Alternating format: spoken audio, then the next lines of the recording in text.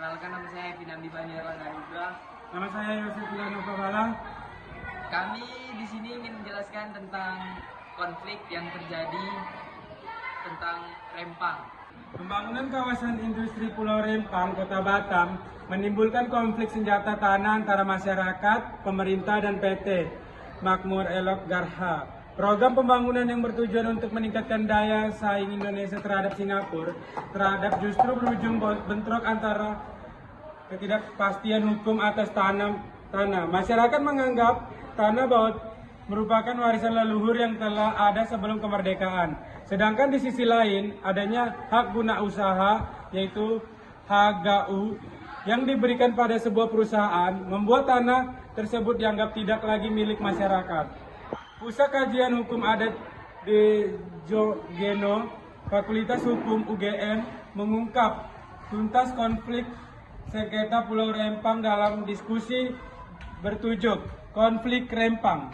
Memahami dari berbagai sudut pandang pada Sabtu 23 bulan 9 menurut praktis hukum spesialis bidang properti dan sumber daya manusia Evander Natalia Ginting, konflik Rempang munculkan isu hak tanah, hak asasi manusia serta kepentingan investasi pemerintah.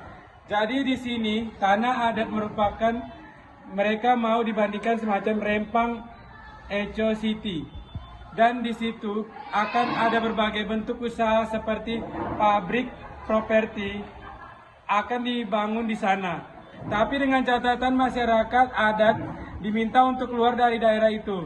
Nah, tentunya masyarakat adat Rempang jelas tidak terima karena mereka merasa tidak adil, hak asasi mereka diganggu gugat di sana, ucapnya. Setidaknya terdapat dua masalah utama dalam konflik ini. Pertama, masyarakat adat yang terdiri dari suku Melayu, suku Laut, dan beberapa suku lainnya telah menempati Pulau Rempang selama lebih dari 200 tahun.